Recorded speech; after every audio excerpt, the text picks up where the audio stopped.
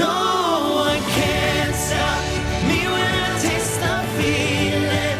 Nothing could ever bring me down.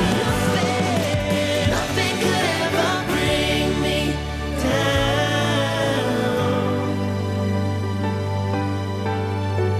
Taste the feeling.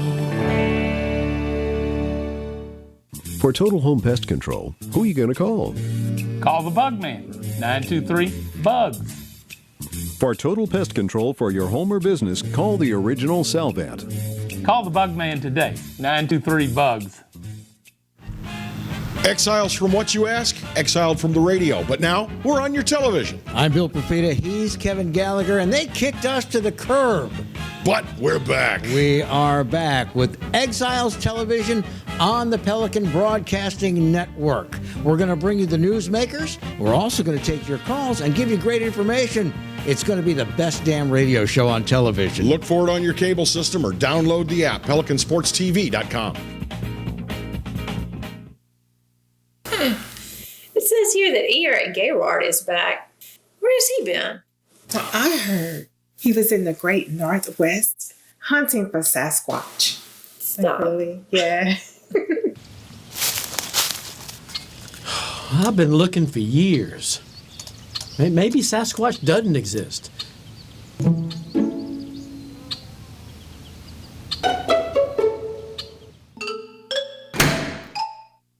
Hello guys, it's Debbie. It's time. I've got a brand new location. 10510 Airline Highway, Baton Rouge, next to After 5 Tuxedos. We have the perfect spot to get all your wedding and formal wear needs. Come see our one-of-a-kind name brand and get great prices. With 30 years experience, the best customer service anywhere. It's Debbie's Bridal, Airline Highway, Baton Rouge. See you soon.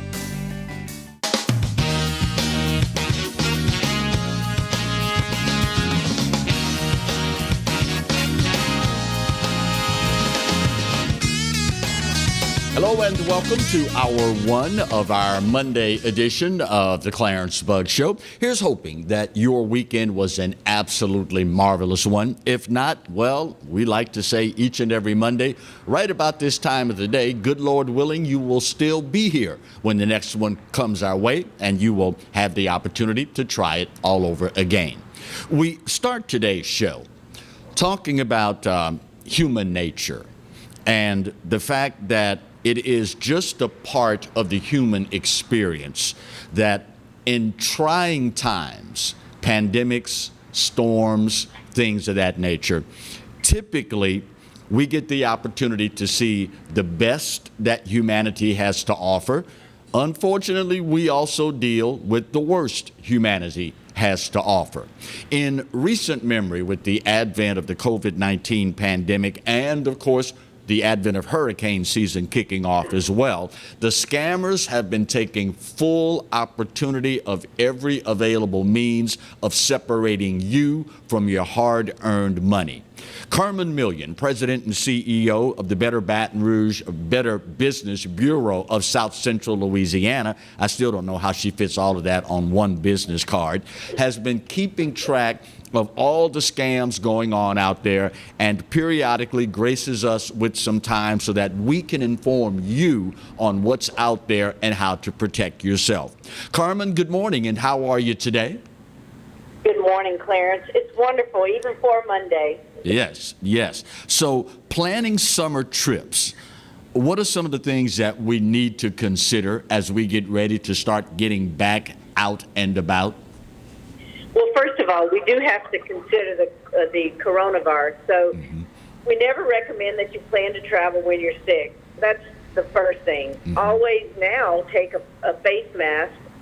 Remember that whether you're on a beach or any other place that you want to make sure you keep your distance, you also want to make sure, and this is probably the most important thing, is that if you're going to travel out of state, you want to know what the other states' rules are as far as the COVID-19. Right. You want to make sure you understand those before you make those plans. And, of course, you want to make sure that you plan carefully. Whether you're booking a hotel, a cruise, or whatever the case may be, make sure the most important thing is to make sure you know what your rights are as far as cancellations in case you do have to cancel. So you want to plan. Speaking of planning, obviously with the uncertain nature of so many things these days, trip insurance during these uncertain times now becomes a must-have item? Absolutely. I know in the past people thought about it, and a lot of people did not take it, but in these uncertain times, and I think from moving forward, that is a must. If you're going to plan a vacation and you're going to, spend some money, you want to make sure that you have protection, and that is a definite must at this point. As more and more areas continue the reopening process, I know in particular our friend Paul Arrigo over at Visit Baton Rouge has been encouraging people to take those day trips to stay at a hotel, help out the local economy and the likes. Obviously, more and more booking hotels now carries its own unique set of things to watch out for as well. Absolutely. It's that staycation. We want you to spend money in our local community. It's a good time to get out and look at the areas around you that you haven't visited. But you want to make sure that each hotel or each venue that you book, you understand what their rules are, because they have to protect themselves. I mean, they're trying to stay in business. So you want to make sure that you understand them, understand their rules and their protections, and what they're doing to protect you, but also to protect their own business. Let's talk, Carmen, about disaster scams, both before and after storms. Obviously, we are in the fifth season, spring, summer, winter, fall, and of course, hurricane season here along the Gulf Coast. We've already had our first tropical storm of the year. What are some of the things we need to be concerned about as we work our way through hurricane season as far as the scammers are concerned? Well, first of all, let me give you some tips. If you haven't done this already, you need to make sure that you've checked your homeowner's insurance, all of your policies to understand how you're protected, and if maybe you need more protection. Right. You also need to make sure that you have everything in place in case you have to leave your home, or do you have everything that you would need if you have to leave, if you have to evacuate. And of course, unfortunately, anytime there's a scam or disaster rather, scammers are going to target people, whether it's a storm chaser or somebody playing on your sympathy and asking for a donation. What we want people to do is investigate before you invest. Don't make hasty decisions. And of course, we're at that time of year where we're starting to get people calling us about these door-to-door workers. Right. Especially if it's just a storm and trees have come down, they're going to want to knock on your door and offer to do work.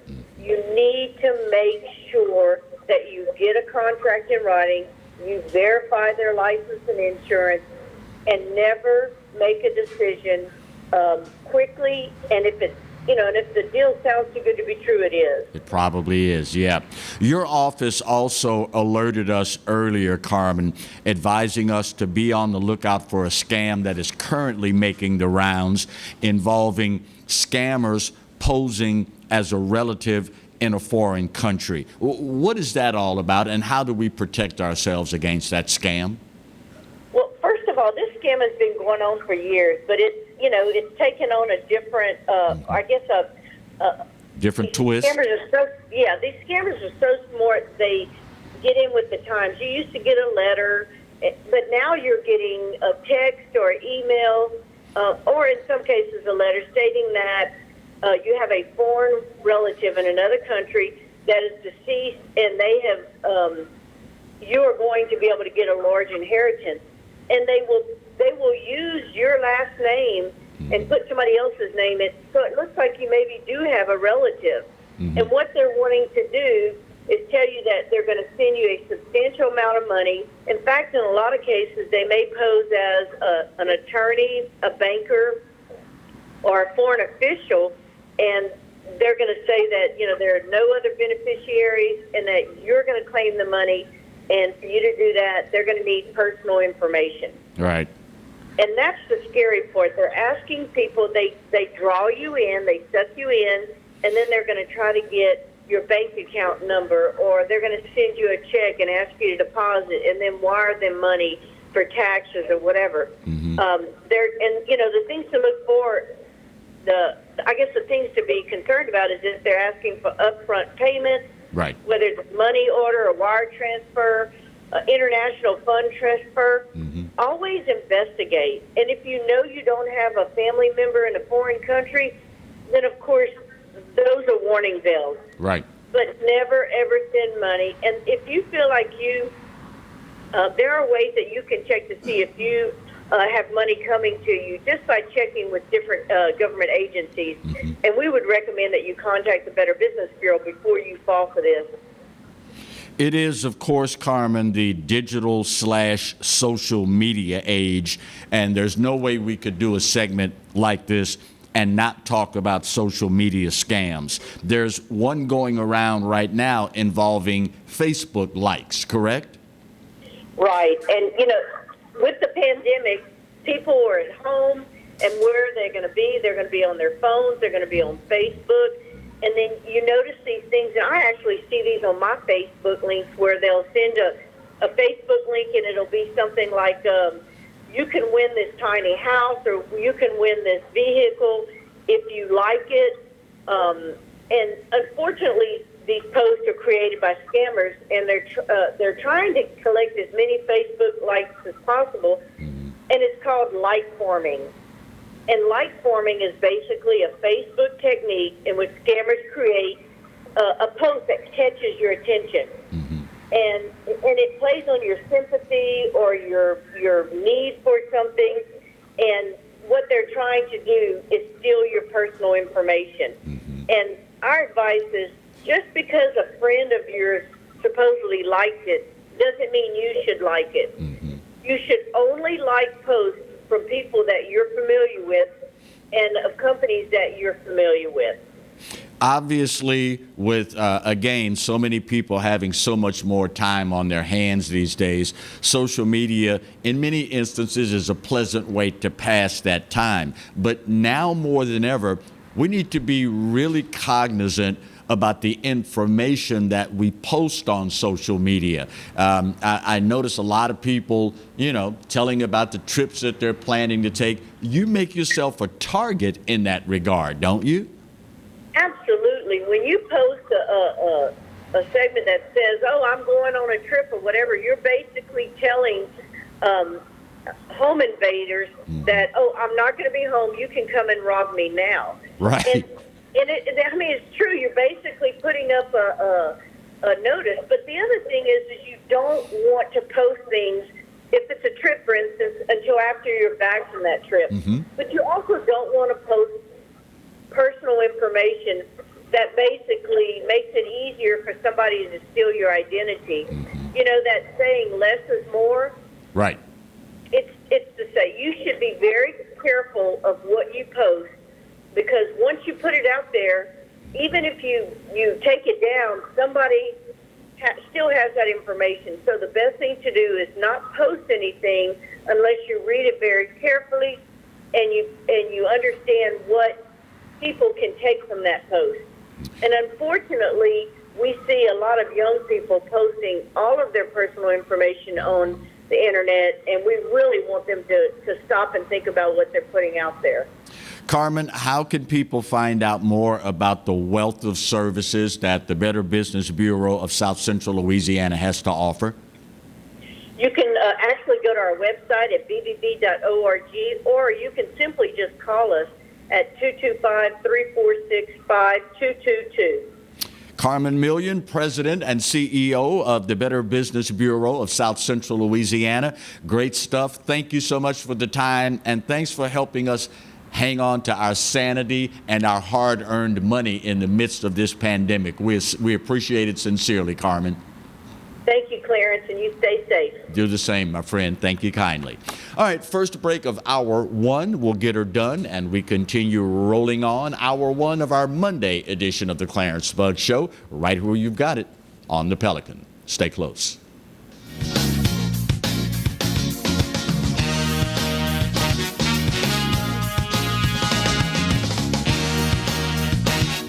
I owed the IRS $10,000. The IRS garnished my wages. They put a lien on my house. I'm self-employed and didn't report all my income. They claim I owe a lot more than I do. The IRS is the most powerful collection agency in the world. They do not give up until you pay.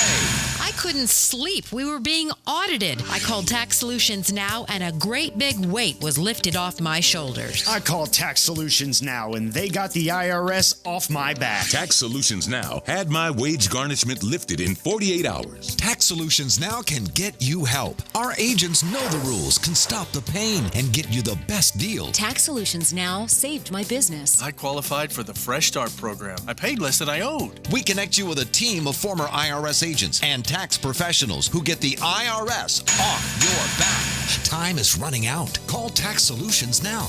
Call 800-778-4345. 800-778-4345.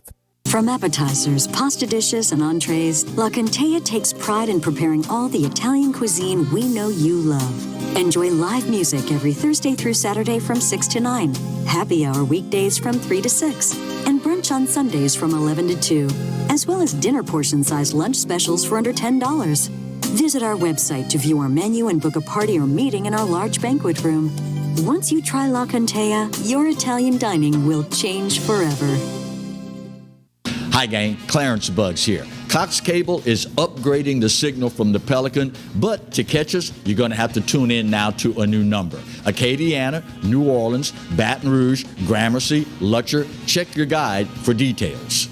Hi, I'm Bobby Yarborough with Mandafine Meats. Here at Manda, we know what the folks of South Louisiana love. They love great flavored smoked sausage, delicious deli meats, and specialty items like boudin and andouille sausage. Mandafine Meats has been providing these products since 1947. We produce them right here in Baton Rouge, so you know you're always getting the freshest product at your local grocery store.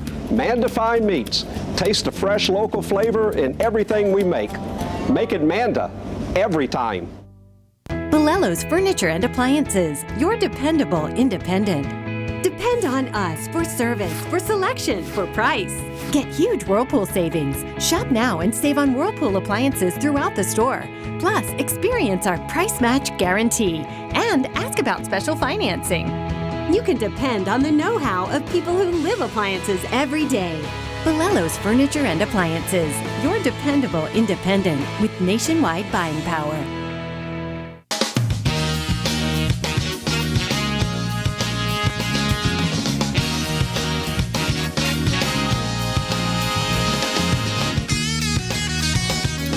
Welcome back to hour one of our Monday edition of the Clarence Bug Show. Well, thank you, Marty. Now that you decide to tell me after we get back into the segment, it's Alan's fault.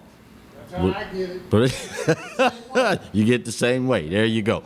I know it's not Friday, but I got to send a hug out. And I wish I would have known about this last Friday when we did our first ever TV version of Hugs and Bugs. It is so amazing to me, the resiliency of the human spirit. And just when you think you have it so tough in life, along come stories like that of Melinda Nettle. Melinda Nettle, for those that don't know, is a resident of Mayoral, Louisiana, and is an elderly Louisiana resident. In 1 year, Melinda Nettle survived a heart attack and a heart valve replacement surgery, a brain tumor, and COVID-19. Can you imagine the spirit in this woman and how she manages to persevere throughout all of this? I mean, take any one of those three things: a heart valve replacement as an elderly Louisianian. That in and of itself, having to undergo anesthesia and heart surgery, the whole nine. To survive that is one thing, but then to also, within that 12-month span, also survive a brain tumor. Now, surviving the brain tumor in an advanced age is something in and of itself, not to mention if in the same 12-month span as the brain tumor, you've also had a heart valve replaced. But then add to all of that, in that same 12-month period, to survive COVID-19, something that there's no vaccine for, we are still looking for effective treatments, yada, yada, blah, blah, blah. To survive all of these things in a 12-month span is just absolutely amazing and a testament to the human spirit. Hopefully the good folks in Mayoral are going to get together and pour more love on Melinda Nettle than she's ever seen in her life, because she is truly a testament to the fitness of the human spirit. And I'd like to think that they do still make them, quote, like that, but I don't know. She is truly a special person and deserves all the love she can get. And speaking of overcoming COVID-19, don't know how many of you saw right before the weekend officially kicked in that the Louisiana Department of Health and Governor John Bel Edwards is asking for our help with contact tracing. It is one of those new terms that has come into existence in the wake of the COVID-19 pandemic, where they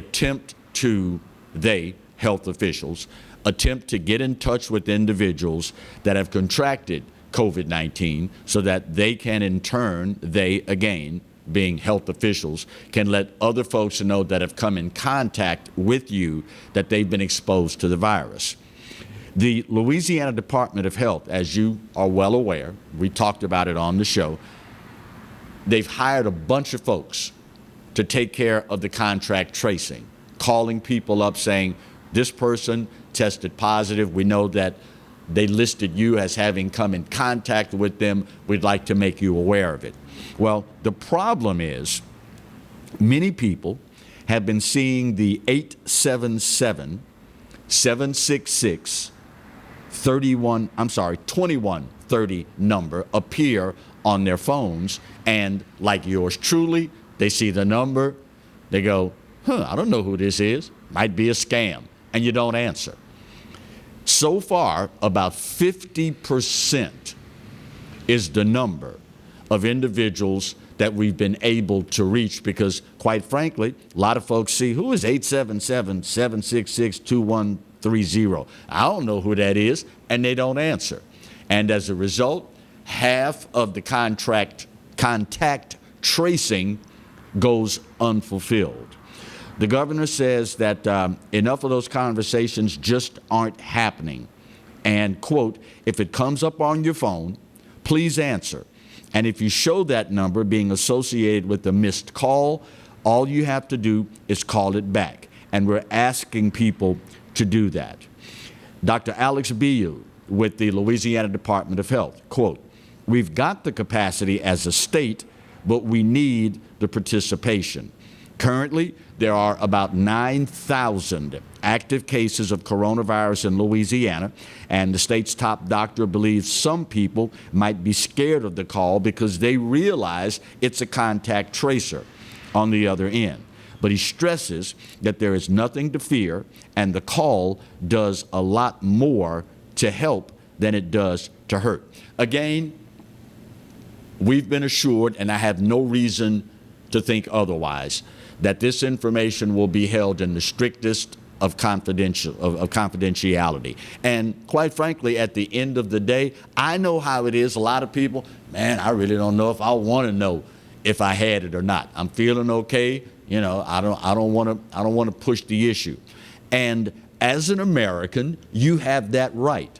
However, I ask you to consider this. If, in fact, you have come in contact with it, if there are lingering traces, whatever, if you're asymptomatic, whatever, what about those that you love, particularly the elderly and the more vulnerable parts of the population in your family and your circle of friends? You may not care all that much because you're a younger, healthy individual, but what about those that are more vulnerable? We owe it to them to do everything within our power to be sure that they are not exposed. Sadly, had we known about all of this prior to this pandemic, when it hit, our nursing home population would not have been hit nearly as hard as it has been. And, you know, I will leave to you all to decide what life expectancy one can reasonably expect and, you know, so on and so forth, yada, yada, blah, blah, blah. I'll leave that to you to decide. But at the end of the day, I know how I would feel if I were saddled with the burden of having to spend the rest of my life wondering, or God forbid, knowing that I was the reason that beloved grandparent contracted the COVID-19 virus and passed as a result of it. It is a way to help our neighbors, our relatives, our friends, and if you're not going to do it for yourself, please do it for them. Again, that number, let me see if I can find it for you quickly. I think I'm embarrassed to say that I got one of these calls. Not that I've been exposed to COVID-19 or anything like that, but I seem to remember getting an 877 number on my cell, and I looked at it and I go, I don't know who this is. I probably just finished talking to Carmen at the BBB and had scams on my mind, so I simply did not answer the phone. Here we go. 877-766-2130. If you see that number, receive a call on your cell. These are the folks calling in reference to contact tracing. 877-766-2130. Again, that information will be kept in the strictest of confidentiality, so you don't have to worry about anything in that regard. Do it for yourself, do it for your loved ones, do it for yours truly, and let's all see if we can do our part so that we can be a healthier Louisiana and healthier individual communities. Still to come in today's show. Last week, we had the opportunity to spend some time with the Metro Council member who has cast his hat into the ring for the mayoral position here in East Baton Rouge. After the bottom of the hour break, we'll spend some time with another Metro Council woman. Well, I guess I should have said Metro Council person, because we had a guy, she's a lady. So, yeah, we'll have another Metro Council person who has thrown her hat. I guess she still wears hats. She's a first lady, so yeah, I'm sure she wears hats at some time. Tara Wicker will join us to talk about the upcoming mayoral campaign and what she would like to do as far as representing the great folks in the parish of East Baton Rouge is concerned. Also, a lot of news in HBCU circles regarding Florida A&M joining the Southwestern Athletic Conference. Could there be some more defections coming to join the SWAC? Roger Cador, coaching legend emeritus, will join us in the second half of today's show to talk about that and some other sports topics as well. Tell you what, we'll go ahead. We're a minute and change early. We'll go ahead and take this break, get it out of the way, and after that, we will talk more in hour one of our Monday edition of the Clarence Bugg Show, right where you've got it, here on the Pelican. Stay close.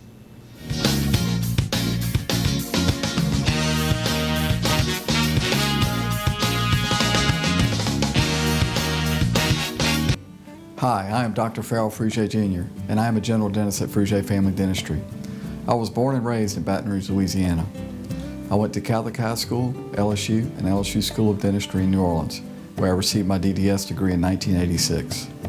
I always have and will continue to be committed to continuing my education, to invest in technology which makes the diagnosis and delivery of dentistry more thorough, more comfortable, and more aesthetically pleasing. In our practice, we are here to serve the patients. We want to improve their quality of life and to develop relationships with our patients. In dentistry, we have a chance to impact lives on a daily basis, not just by doing dentistry, but by getting to know them and being a part of their life. We also believe in giving back to our community. So every year, we give back to the Greater Baton Rouge Food Bank, Toys for Tots, and Mary Bird Perkins Cancer Center.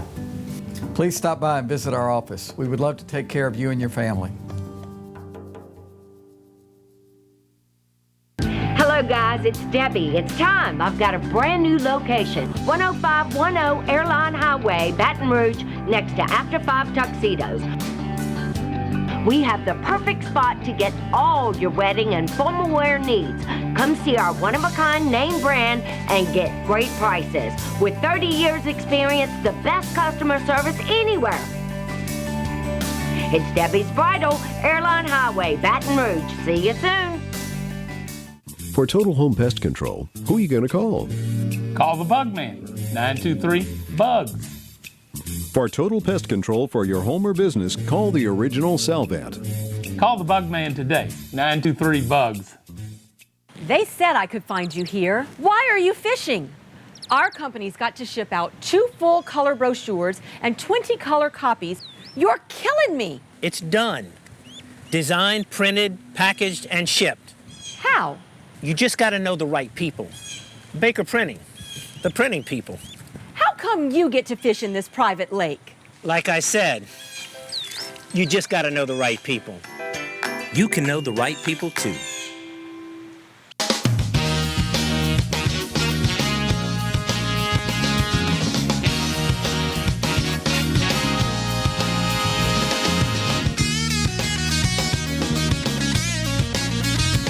Assuming it's the wide shot since we have the guest, and normally I don't get these things until after we get into the segment. Second half of hour one, we are so delighted to welcome to the show today the latest candidate for the CEO position of the parish of East Baton Rouge, District 10, Metro Councilwoman and mayoral candidate for East Baton Rouge, Tara Wicker. Tara, how are you, I'm dear? wonderful. I'm absolutely great. How are you? It's good to see you. Well. I'm feigning embarrassment today because I got to fess up. I had no idea that you, aside from being a public servant, are also you're the first lady for a local institution of worship here. Yes. It all makes sense now. I mean, I watch you at council meetings. I watch how you interact with people. I watch how you conduct yourself. Yes. And it all makes perfect sense now. That's it. It really makes perfect sense. Being a first lady and co-founder of a ministry. Yes. Does that make it easier or harder in your role as a public servant? I think for me it makes it easier because public service in ministry and public service in politics, to me, is really the same. You're serving people, and that's the representation, that's the example that Christ gave us. It's all about being a servant. Yeah. And so it makes it a little bit easier for me in some instances because I'm able to treat people the way that I'm supposed to treat them, the way that they expect to be treated, and it gives you compassion and love and understanding at a much deeper level than just kind of being a politician. And so it has its advantages for sure. One of the other things that I found out, and again, embarrassed to know, but I believe in fessing up and owning up to stuff. Your husband, Pastor Michael Wicker, is a Baton Rougean. He is a guy that I grew up with, knowing. So you know Rambo. Oh, yeah, I know him from, knee-high to a duck, as we say a lot of times. What's it like being so fortunate to marry the high school sweetheart, the whole nine? So you know the story. Mike and I met when we were 14 and 15 years old. He was doing a summer teaching kids math at Southern Lab, and I was in an Upward Bound program, and literally the story goes that I walked out, and he said the voice of God at that time told him, that's her. And he chased me the whole summer. He had one suit, it was a wool suit with a hat and wool gloves, and in the middle of July, he walked all the way from Park Vista all the way to Southern University's campus just to see me and to smile at me and to let me know that he liked me. And it's been love. It was love at first sight and love ever since. It's wonderful having him in my life. Before officially announcing your candidacy last week, be honest with me now, Tara. Okay. How many times had you second-guessed that decision because of COVID-19 and all the issues on the periphery? You know, I never second-guessed it. Of course, we had to think about strategy. What did this mean? What were the changes that were going to come up? But I never second-guessed running because I really believe, as you know, I do everything mostly from divine intervention, and I believe that this was the call and the assignment that God had on my life for this time. And so when you are called and assigned to do something, you're very careful about second-guessing those calls. And so I never second-guessed it. I just recognized that due to those circumstances, we needed to slow things down for a moment. I wanted to make sure, first of all, we were going to announce earlier before COVID. And when COVID hit, we wanted to make sure that we always do outreaches and making sure that we are meeting the needs of people. And one of the things that I didn't want is for the history and the legacy of what we've always done for the community to get tainted with, oh, she's only doing that because she's running for mayor. And so we said, you know what, we're going to help repair. We're going to help make sure that people's basic needs are taken care of and everything else can wait. So we did slow down for a moment just to make sure that we were doing what we needed to do when we needed to do it and helping people get back to some sense of new normalcy. I cannot begin to imagine, and I've been covering political campaigns, social issues, et cetera, for, this is my 40th year in broadcasting now. And I can't imagine what the parameters of this political season and campaign are going to encounter, because there's the new norm. We just don't do things the way we've always done things. What are you anticipating being some of the biggest changes, hurdles, for lack of a better phrase, things you're going to have to get used to that you didn't have to worry about before? I mean, we're definitely all in a new sense of normalcy, and so we're doing things very differently.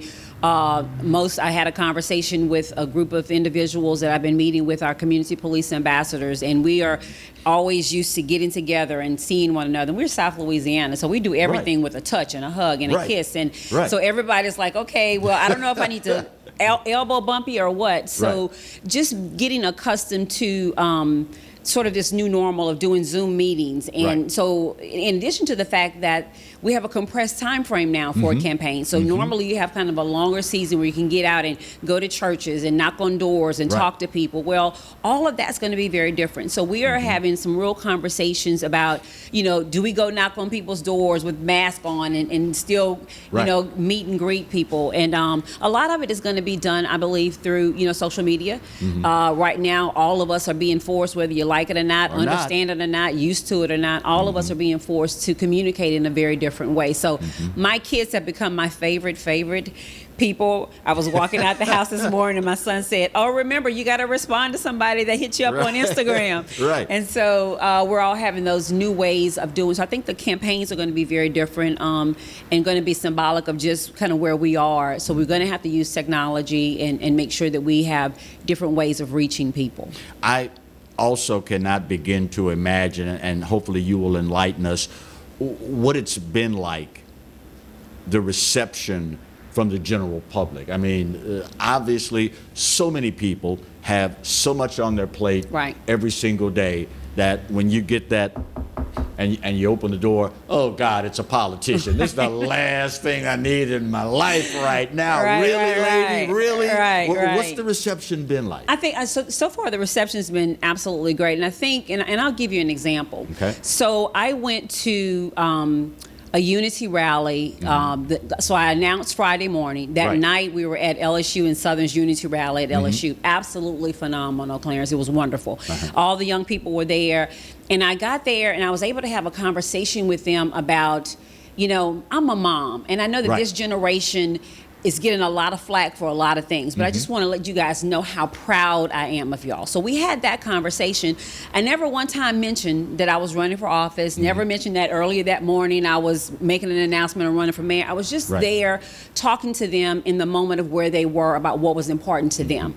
The Instagram post I mentioned to you this morning that my son told me about, a young lady from LSU said, I was so moved and touched by what you said. She said, I Googled you and I looked you up. I had no idea you were even running for mayor. Can I please have a yard sign? Wow. So I think it's those kind of moments that you just, you reach people where they are. It's not really about, people are so tired of politics and politicians and all of that kind of stuff. And you just be a real public servant. I think that gives people an appreciation of who you are and know that you're somebody that's going to make a difference. Your formal announcement was made outside of Cortana Mall. I did. What was the symbolism in all of that? There were so many symbolisms, but the main thing for me is that we all know, and we've called it Florida Boulevard, the Mason-Dixon line, the dividing point between North Baton Rouge and South Baton Rouge. But it's also, many people don't know that right there in that area is the actual center point of East Baton Rouge Parish. It's the connecting point. It's the crossroad. Wow. And so in addition to us being at a crossroad as a community, which direction are we going to go? It was symbolic there. Everybody remembers Cortana. And, you know, even my kids, they remember walking through those doors and going to the restaurants and being a part of the arcade. And that was a part of who we are as a community. So I wanted to use it as an opportunity to say, hey, if we come together, we have the power to breathe life back. Now, we know due to circumstances, it probably won't be a mall again, but we can collectively repurpose that and bring life and energy back. So it had a number of symbolisms there, bringing our community together across that dividing line of Florida Boulevard, looking at the resurgence of how great we have always been and can still be better, and then allowing for there to be an opportunity of hope and desire for more in our future. We are spending some time today with District 10 Metro Councilwoman and mayoral candidate Tara Wicker. Can I get a few more minutes out of you? Sure. All right. I'm here. You got me. I'm good all morning. We're going to get this break out of the way because obviously in a city, like it or not, acknowledge it or not, as divided as we are in many aspects, that's something that I definitely want to get your take on as we continue. Bottom of the hour break, we'll get this done, and we will talk more with Metro Councilwoman and candidate for mayor of the parish of East Baton Rouge, Councilwoman Tara Wicker. Stay close. We're coming back with more on The Clarence Bugg Show.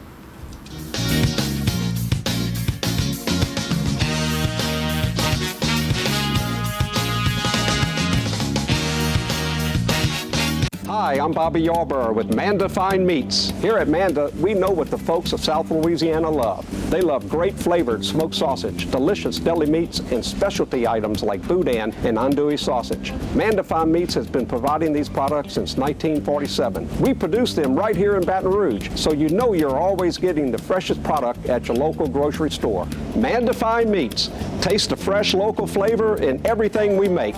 Make it Manda every time.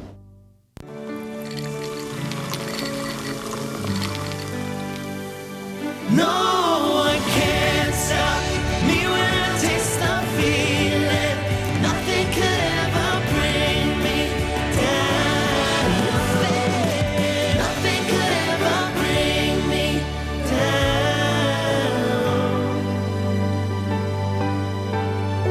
down. Taste the feeling.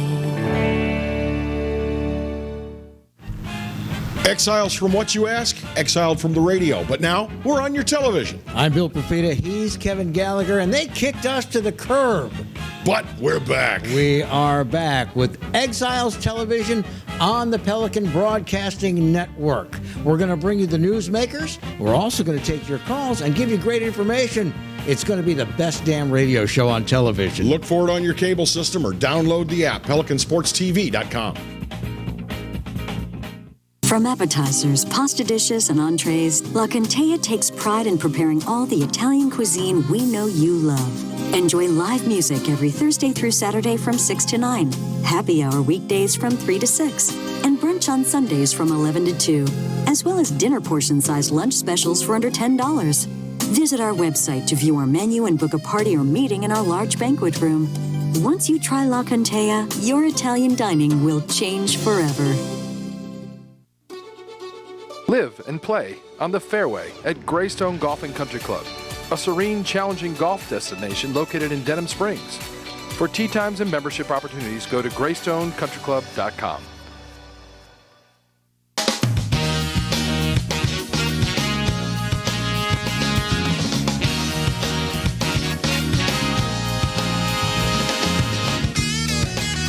Welcome back to hour one of our Monday edition of the Clarence Bug Show. We are talking with District 10 Metro Councilwoman and candidate for mayor for East Baton Rouge, Councilwoman Tara Wicker. Tara, it is a foregone conclusion that the city parish and its government will be operating under some new parameters post-COVID-19.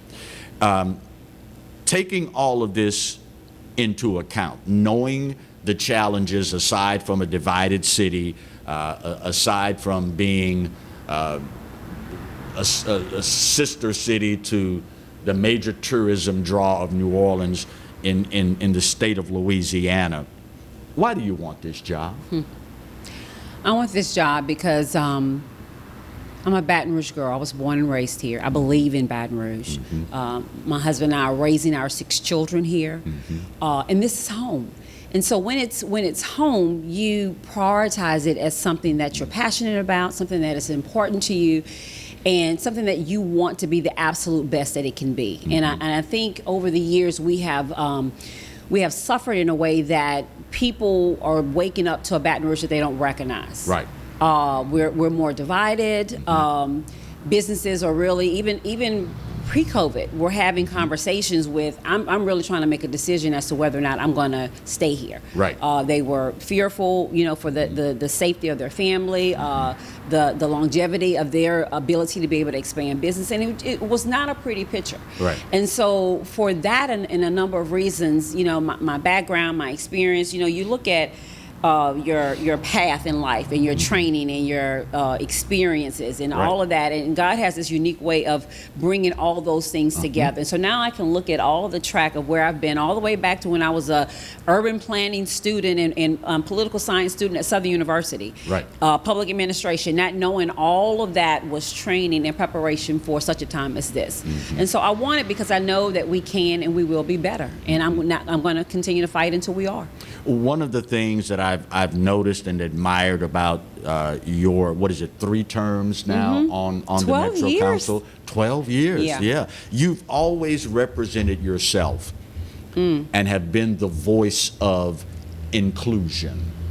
You've been a bridge of sorts between the business community, the education community, the regular community.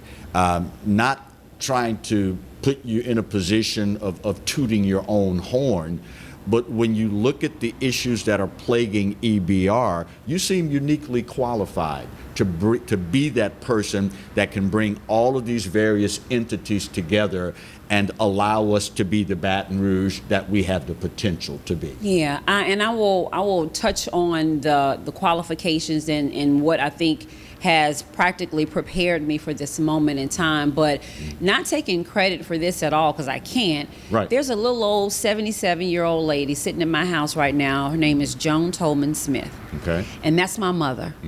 And my mom taught me as a young girl. She said, baby, she said, oftentimes you may have to stand alone. She said, but if you stand alone, as long as you're standing for what's right, you may have to stand alone, but you always stand for what's right. And so I tell people all the time, and I say it, and they think I'm joking, but I'm very serious. As long as Joan Tolman Smith is in my life, I have an obligation to make sure that I do the right thing for the right reason. So my mom, as a kid, always would put me in a situation where I was the only one, Clarence. I was the only woman. I was the youngest one. I was the only black. I was, and I'm like, why are you always? And I didn't know, even back then, I was being prepared for such a time when no matter what the odds are, you have to stand for what's right, whether you're it's popular or not.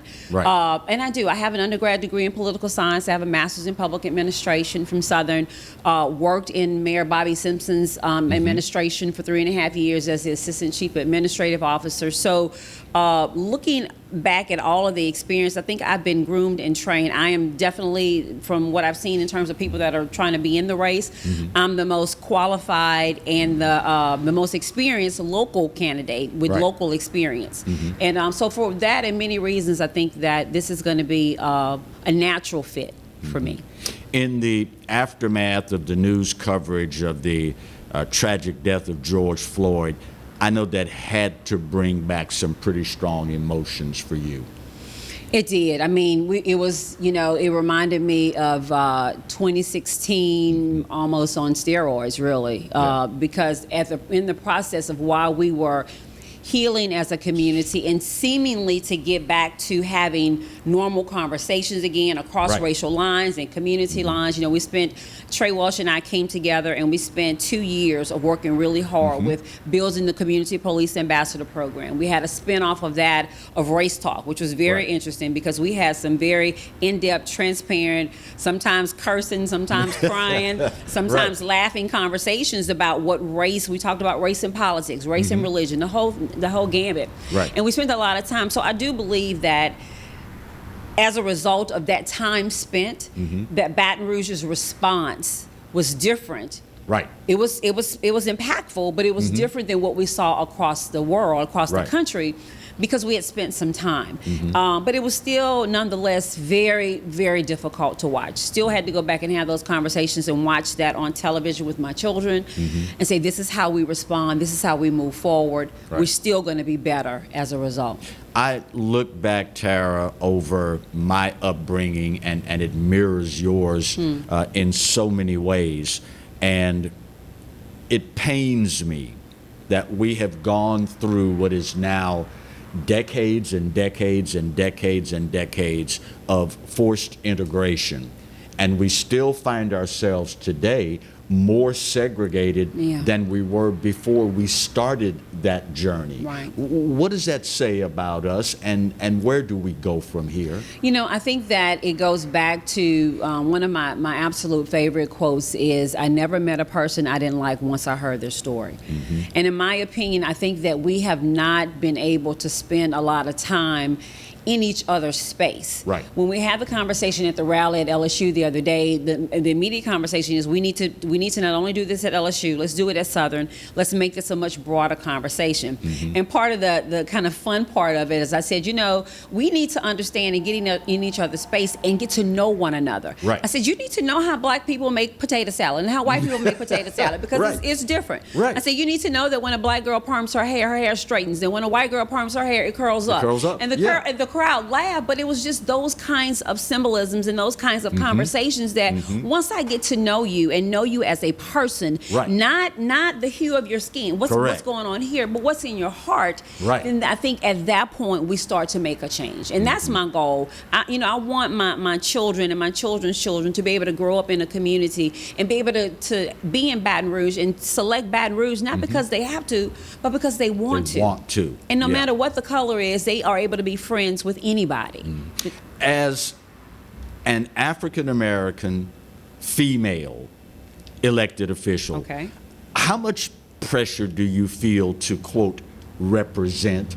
Or is it that the diversity in your district and trying to further not only a city but an entire parish, you just don't have that luxury? I don't. And I think, I have to be able to, my district, I've been blessed with being able, they call it the MVP district of the parish, because it has, for the first time in history, we have Southern University and LSU and downtown all in the same district. I'm the first council person that has ever happened with. And so there's this kind of unique coming together of being able to mimic what's going on in South Baton Rouge and being able to put that into North Baton Rouge. But I tell you this, nothing gives me greater pleasure than to look in the eyes, because as an African American woman, I wake up every morning as a black woman. And so with that also comes a responsibility. And so when I'm able to look in the eyes of even a young African American girl who looks at me and she sees me in the posture and I make the decisions that I make, and I'm able to inspire her that you can be the total package. You can be a really great mom. You can be a public servant.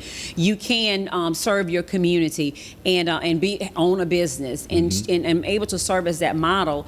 I humbly understand that with that responsibility, with that benefit comes that great responsibility. In addition to making sure that I represent everybody.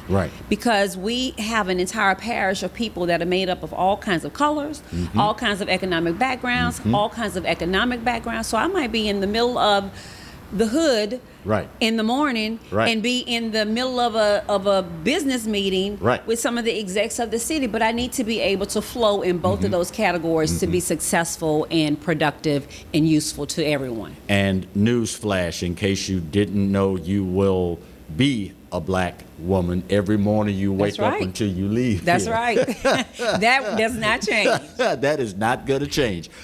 Biggest challenge you see facing East Baton Rouge as you go through the campaign and hopefully are elected mayor? You know, the biggest challenge I think is encouraging people to remain hopeful and getting our economy back. That to me is the largest piece, because at the end of the day, we've got to have a community to come back to, and we've got to make sure that people feel like they can do business relatively simply here, that we're open for business and that we're supportive of them so that they can do business. Our citizens can have jobs, which transcends into housing and economic development and good education and everything that rolls into that. So to me, our whole almost focus outside of making sure that we're unifying our communities and, like you said, being that bridge to bring people together, but we've got to be laser beam focused on economic development and revitalization and making sure that our businesses are sustainable so that can be the foundation of how we rebuild. What are you hearing from the business people, the business community, the merchants in District 10 as we now see Phase 2 firmly take hold heading down the road? What are you hearing? I think everybody's just excited to be back. You know, I got a chance to go get my nails done for the first time, and man, that was the best. And everybody just missed each other. And so I think that businesses, you know, because in Louisiana, in Baton Rouge, we congregate around food and we congregate around fellowship and socialization. And so our businesses have been the focal point that allows us to be able to come together and simply be who we are. So I think the businesses are definitely ready. I'm so honored and pleased and proud of the ones that have taken advantage of the CARES Act and the payroll program, paycheck program, and utilizing those to kind of sustain themselves. But we're going to have to encourage them and strengthen them and support them so that in turn they can support our communities. Got a minute left. Folks watching right now, understanding the campaign is starting to heat up. We now have 3 people officially in. Why should they consider Tara Wicker being honored with their vote? Because I'm the person, I'm the most qualified local candidate that has local experience. I've been here. I want to make sure that people understand that there is a need to have a candidate that is able to cross party lines, is able to reach over the aisle and say, how do we come together? I know that unequivocally I've proven that, not intentionally, just because of who I am. I've been able to bring people together in unique ways that people ordinarily do not. And in addition to that, I have a plan. I have a 7-prong approach that I want you to have me back so I can go through all of it. You read my mind. To tell you exactly what those 7 categories are, and I mimic them through the personalities of my 6 children, and surprisingly enough, my little dog, who thinks that she's a crime fighter. But I have a plan of action. I haven't just kind of woke up and said this. We've thought about it. I know what we're doing and where we're headed, and I want everyone to join us on that journey. And on top of that, her husband is a personal friend of mine. Now, how good does that get? We're going to have you back in the I very would near love future. to. That would be great. Top of the hour, we get it done, and we move ahead to hour 2 of today's edition of the Clarence Bug Show, right where you've got it, here on the Pelican. Stay close.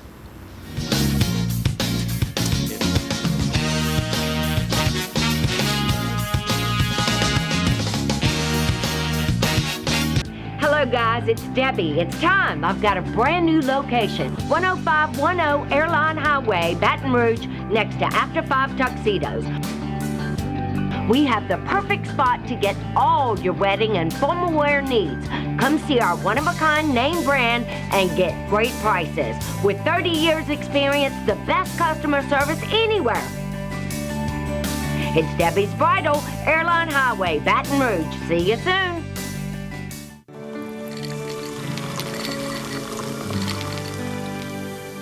No one can stop me when I taste the feeling. Nothing could ever bring me down. Nothing could ever bring me down.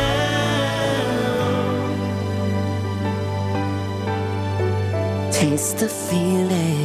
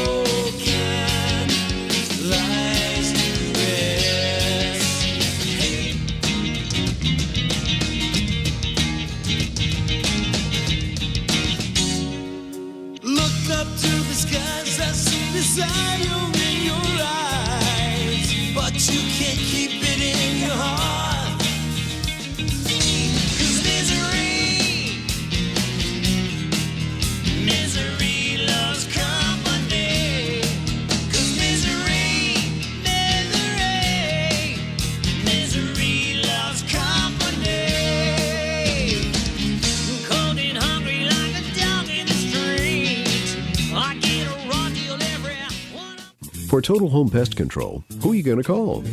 Call the Bug Man, 923-BUGS. For total pest control for your home or business, call the original Salvat. Call the Bug Man today, 923-BUGS.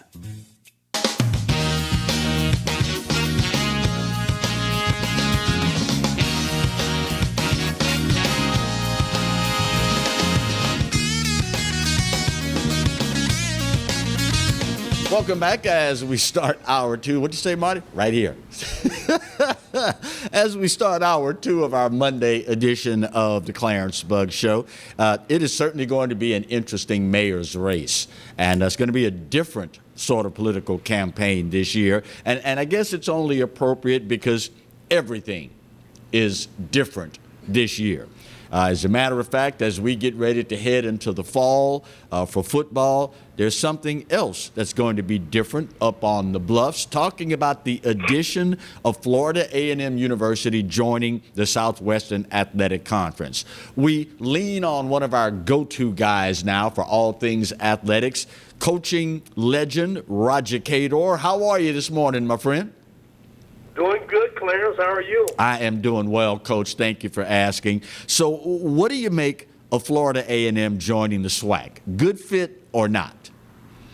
Well, it certainly is a good fit for football. Mm-hmm. I think when you look at it from that perspective, and probably basketball, but it becomes a little more, pragmatic when you add all of the Olympic sports for the travel.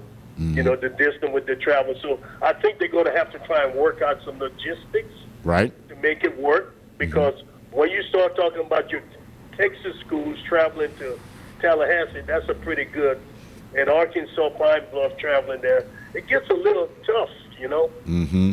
Mm-hmm. But I think overall, they're in there because of football. Football drives everything when it comes to the athletic programs.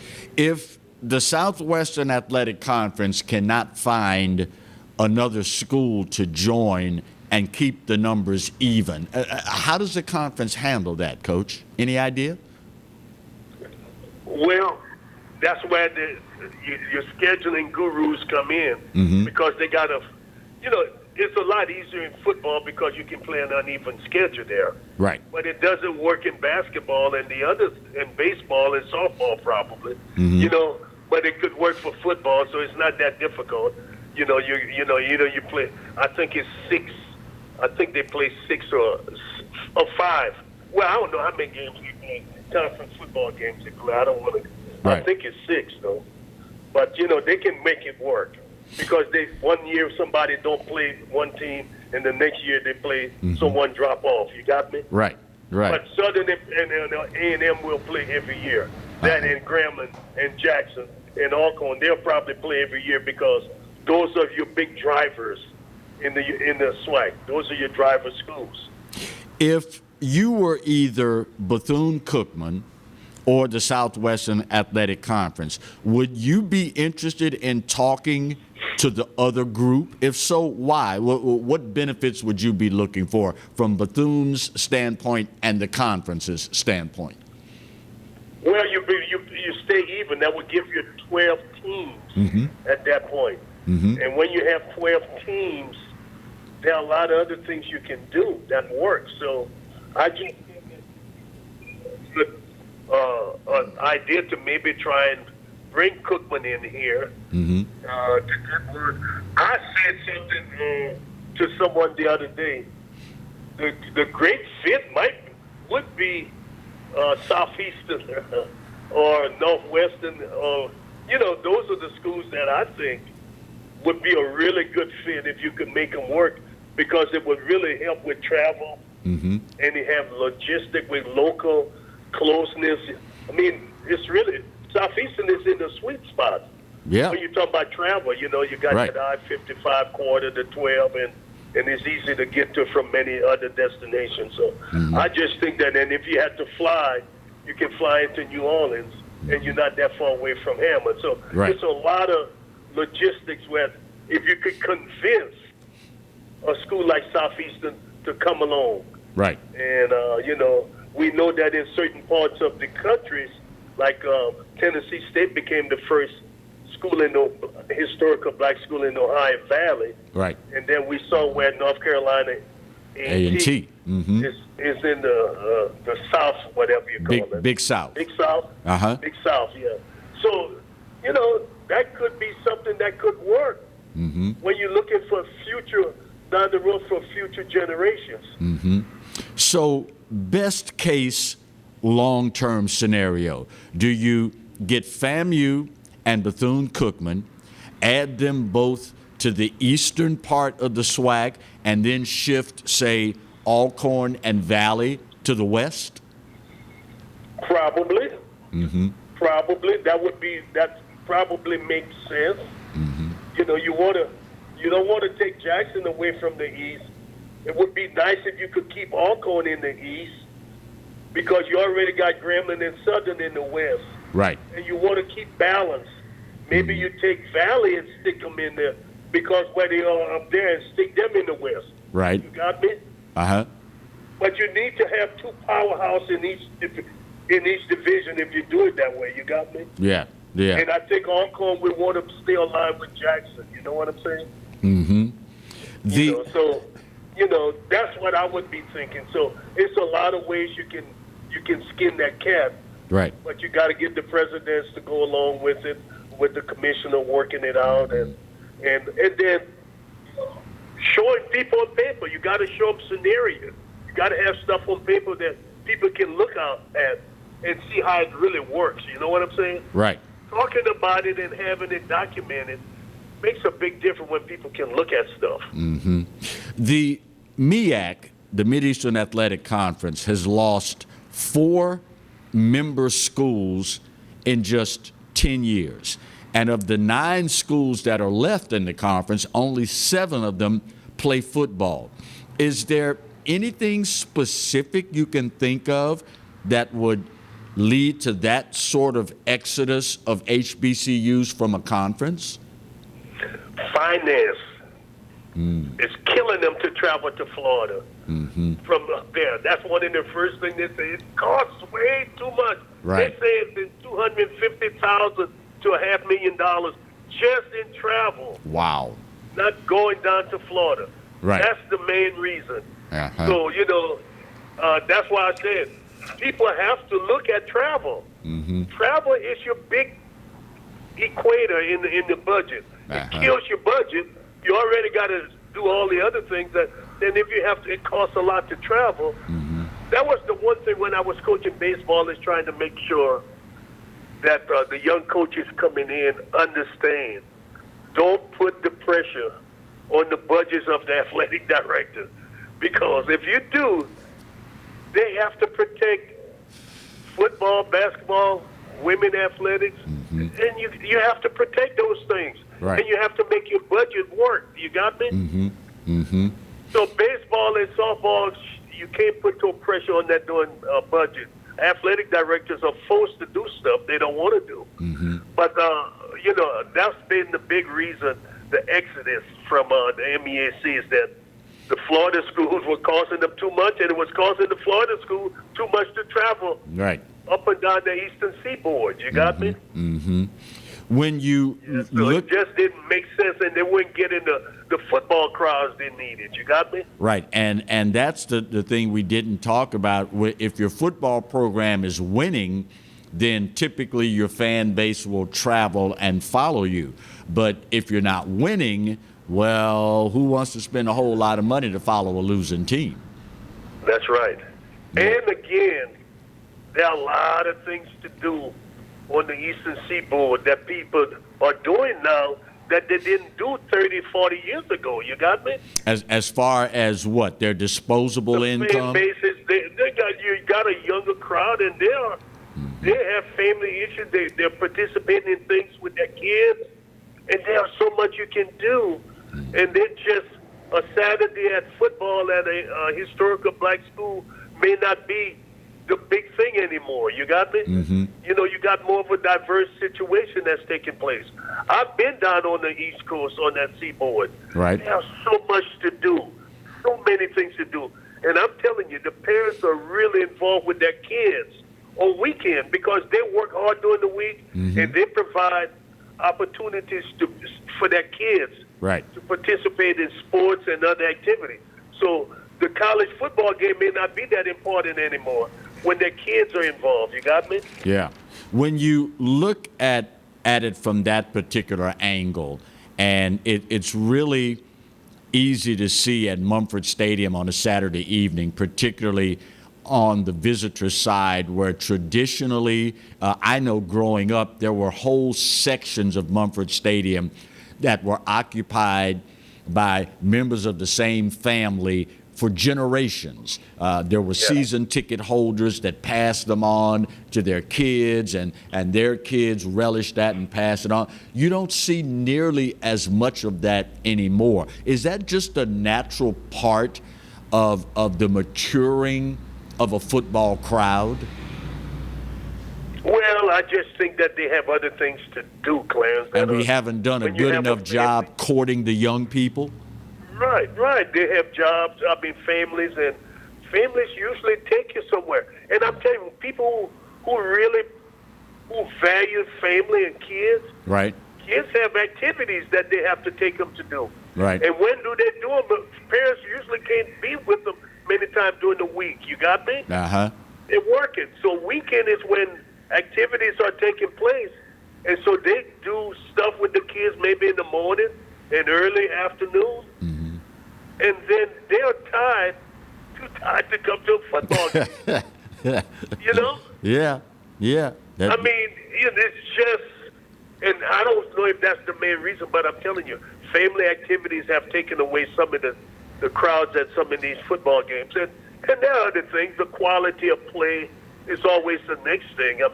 Right. You can watch a SEC game, a Big 12 game, a Big 10. That's where the better athletes are. And we don't want to fool ourselves. And I hope people don't think I'm beating down on this one. But let's be realistic. The top 5 conferences are where the athletes are. You got me? Yeah. And, I'm a realist. I just a coach. I had a lot of good ones. But the last 6, 7 years I coached, it wasn't so good, Clarence. It was a different kind of kid. Right. I was having the bottom of the barrel kind of kids.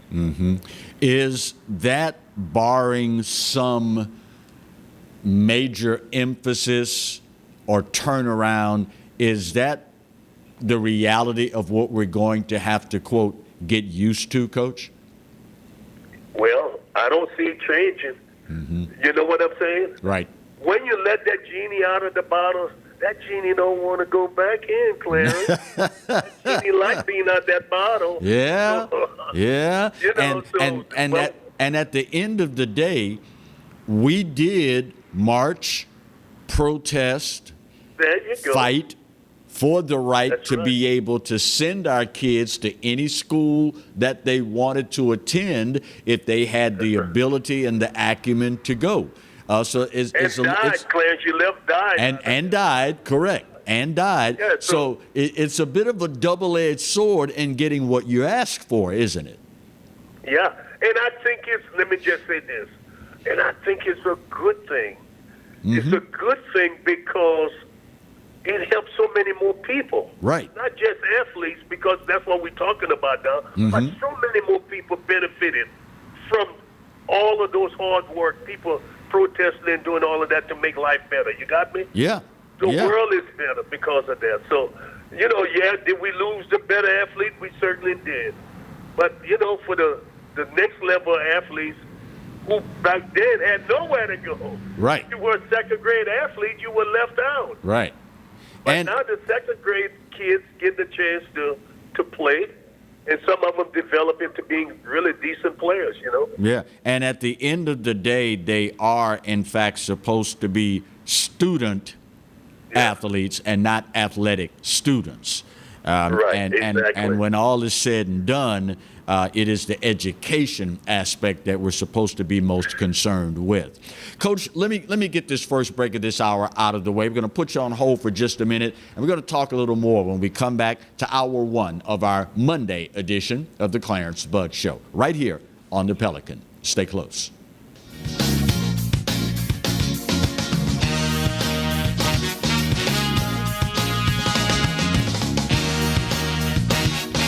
Sometimes life is wonderful, and sometimes it's not. Cherish the good, but always be prepared for life's challenges. At Private Healthcare, we provide the peace of mind you deserve. With Private Healthcare, you'll get the coverage you want and healthcare you need. If your employer doesn't supply healthcare coverage and you don't qualify for Medicare or Medicaid, you need to give us a call right now. Private healthcare is private health insurance for ages 65 and under with medical, dental, vision, and even prescription coverage. When life comes at you unexpectedly, you need to be ready, and health insurance is your financial safety net. Health insurance has never been so easy and affordable. If you're looking for health coverage at the best price and your annual household income is $35,000 or more, call the number on the screen now and speak with a live healthcare consultant. Don't wait. Get the coverage you need now. Eric Gaylord is back, but where has he been? Wait, the word was that he was training to be a sumo wrestler.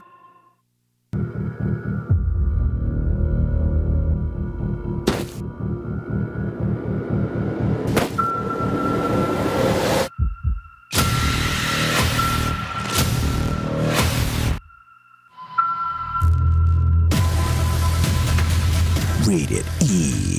That's right, the Clarence Bug Show is back, along with the Exiles, Bill Profita and Kevin Gallagher. We've put the band back together, South Louisiana's talk team, and it's only on the Pelican. 10 a.m. till 12 noon, right here on the Pelican. From appetizers, pasta dishes, and entrees, La Contea takes pride in preparing all the Italian cuisine we know you love. Enjoy live music every Thursday through Saturday from 6 to 9, happy hour weekdays from 3 to 6, and brunch on Sundays from 11 to 2, as well as dinner portion-sized lunch specials for under $10. Visit our website to view our menu and book a party or meeting in our large banquet room. Once you try La Contea, your Italian dining will change forever.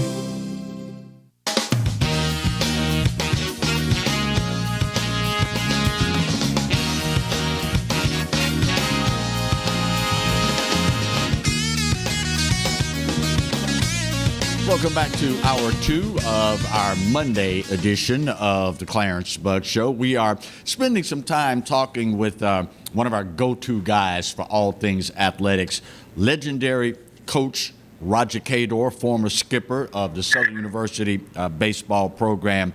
Coach, both the CIAA, the Central Intercollegiate Athletic Association, and the SIAC, the Southern Intercollegiate Athletic Conference, two lesser-known HBCU conferences, have what they call PWI members, meaning predominantly white institutions.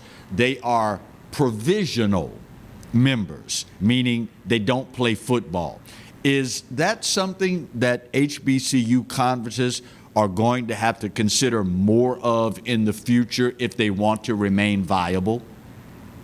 Well, that's why I mentioned Southeastern. Southeastern, hold on a second here. Southeastern is certainly, and you're looking at maybe a Northwestern. I mean, those schools of that sort could be a good mixture for the SWAC. You know what I'm saying? Right. At some point, we're going to all have to be diverse. And, it makes sense. It's about survival. Yeah. And those schools are all fighting to survive. You know what I'm saying? And I just think I tell you, when Marina Cassim was the AD many years ago, right? That was discussion about, at some point, looking at them and doing something like that. Right. Having some white schools be a part of it. But, there are some diehard people who don't want it to be, they want it to be the way it always was. Right. And nothing really stayed the same forever. Nope. And really prosper. You got me? I know in many years past, I remember as a reporter for radio, and I remember as the host of Eddie Robinson's TV show, there were many years when Southeastern would play teams like Jackson State, Alcorn, other teams.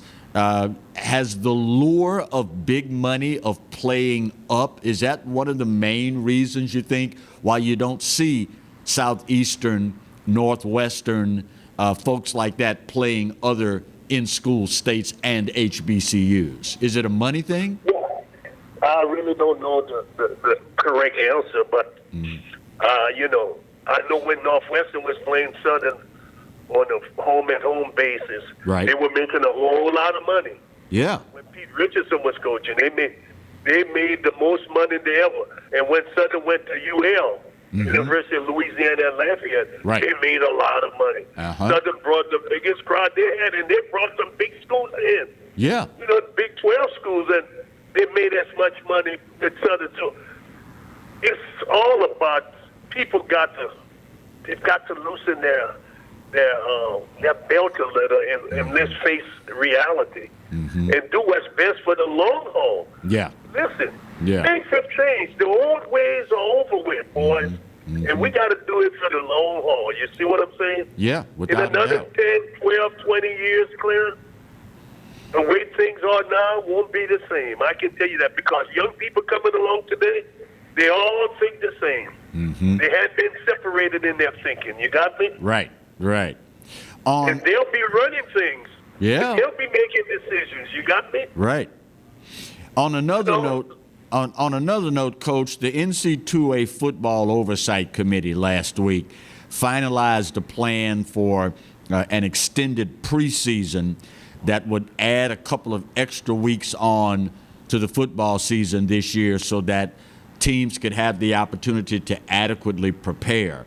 That proposition goes to the Division I Council, which is expected to pass. With the pandemic wrapping up and spring practice for most teams with the usual summer activities, all of this obviously means you need more time to prepare. Are you feeling any better as we watch all of this unfold that we will in fact be able to have football this year? Have they sent the answers and questions to the virus? and get the virus opinion? No, I don't think they've asked the virus yet. Let me tell you, they can do all they want unless the virus cooperates. Ain't none of this happening, Clarence. You got me? And look what is happening in the last week and all of this. We've got a spike in this virus. Right. You know? Right. And so I think we need to send our questions over to the virus and let the virus give us the answer. Yeah. When you look at the NC2A making decisions of this magnitude, and you look at the Power 5 conferences, it's easy to make a decision kind of with blinders on. I mean, you say certain things and the SEC can say, okay, yeah, well, we can do that.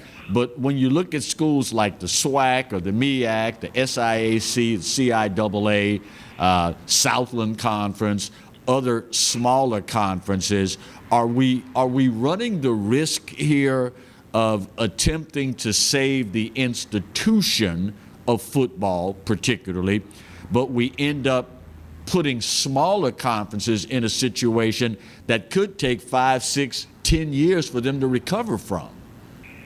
I agree with you. And that's why I sort of like this spring pushing it back to try and do it, because I really think it's going to be challenging to play in the fall without having I listen to the people who know something about this virus. Right. The experts, you got me? Right. And they keep saying this thing is not over with, you got me? And it's not going to go away. And the one thing all of them says, without a vaccine, we can't be for sure. We need the vaccine to be able to control this baby, you got me? Right. Right. So that's my biggest thing. You know, do you put people at risk by sticking them in the stadium at a football game? I don't care if you have social distance and mask, it still might get out. You know what I'm saying? Right.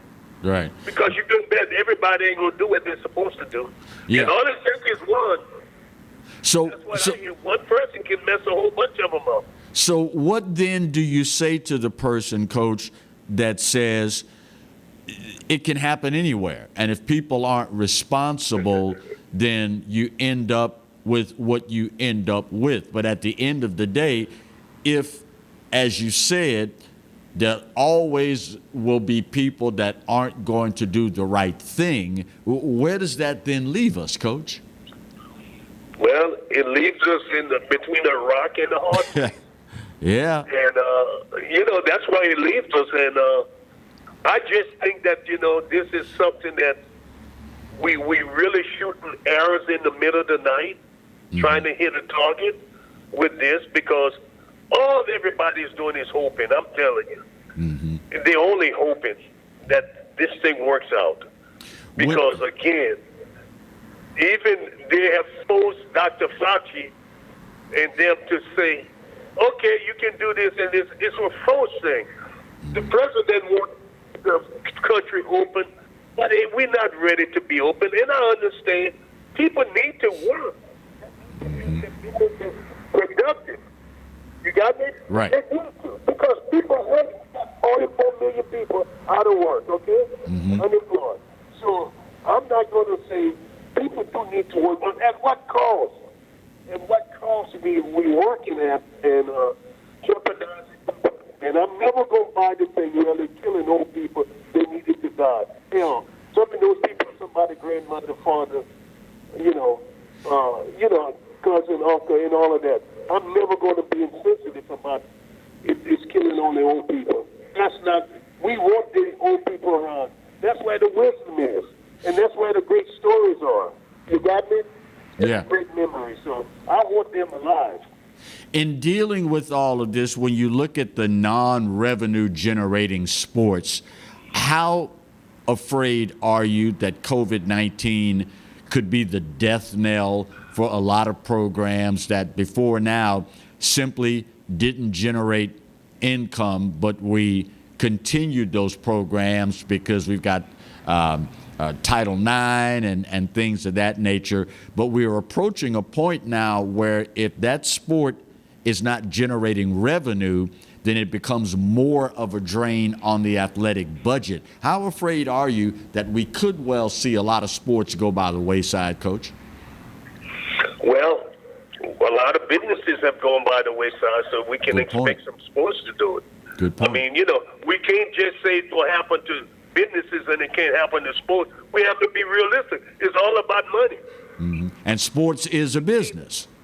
It's a business. You got to be able to, and in business, you got to keep your departments that are productive going, and the other ones you got to sort of get rid of. You know what I'm saying? Yeah, if it's not turning And a I profit. just think that this is a once-in-a-lifetime experience, and a lot of adjustments going to have to be made. Right. And people are going to be hurt, just like businesses are hurt. Right. Athletic programs are going to get hurt. That is a part of the new norm that we are all having to come to terms with. Roger Cador, the fall cannot get here fast enough, my friend, so we can crank up the Roger Cador Show.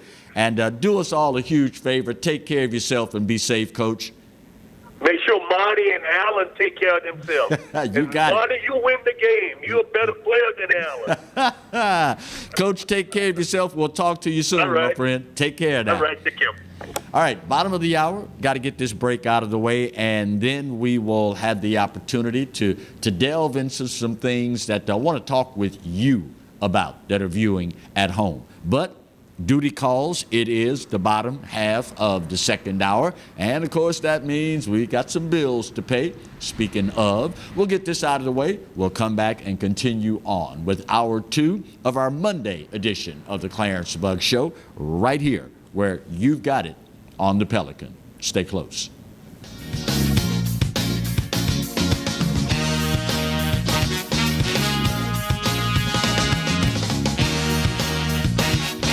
For total home pest control, who are you going to call?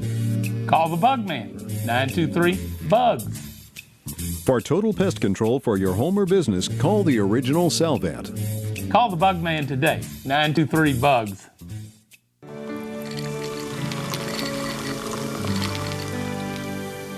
No one can stop me when I taste the feeling.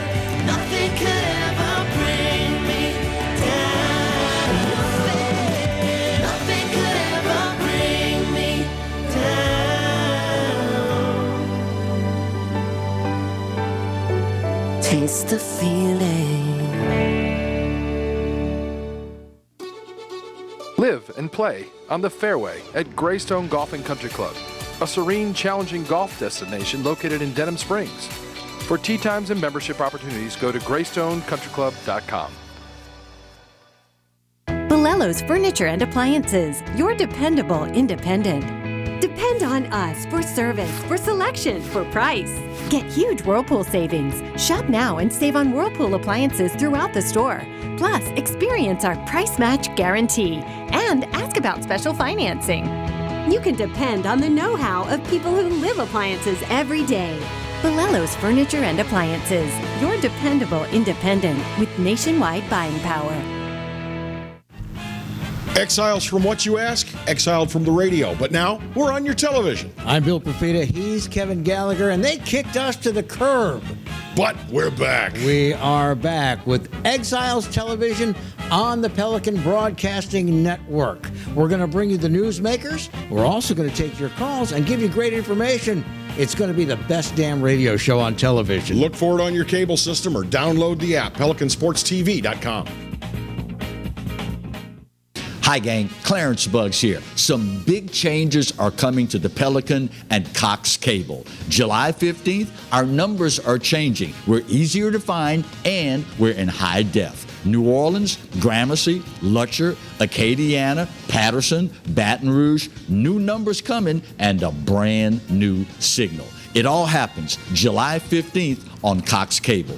Do your buddy Clarence a favor, will you? Get all the details by checking your local guide. They said I could find you here. Why are you fishing? Our company's got to ship out 2 full color brochures and 20 color copies. You're killing me. It's done. Designed, printed, packaged, and shipped. How? You just got to know the right people.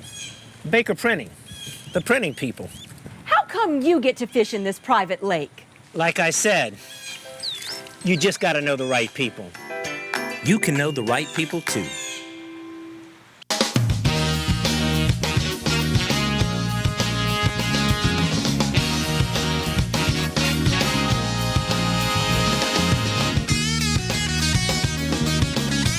As Coach Cador would say, mighty. I ran across a story this past weekend that crushed my spirit. In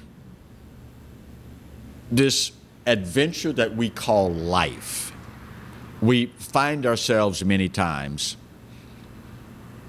going through the journey, and if we are so fortunate, so blessed as to become older, if we get to stick around long enough, we start to see things that really speak to us as far as where we're going as a society. In the wake of this coronavirus pandemic, in the wake of the protests in the country over racial inequality and things of that nature, every now and then something beyond tragic happens that forces us, if we are decent human beings, to take a hard look at ourselves as a society. Don't know how many of you saw the story, but last Thursday in the northern part of the great state of Louisiana, Monroe, Louisiana, there was a tragedy that unfolded there that, for my way of thinking, should never have happened. It is something that everyday people with a minimal amount of effort could have stopped from happening. According to police in Monroe, Thursday evening at Parkview Apartments, a resident there, identified as Brittany Tucker, encountered a neighbor, and by all accounts, Brittany Tucker had been suffering from some severe mental illnesses. Brittany Tucker, Parkview Apartments, encountered 20-year-old neighbor Antisha Logwood.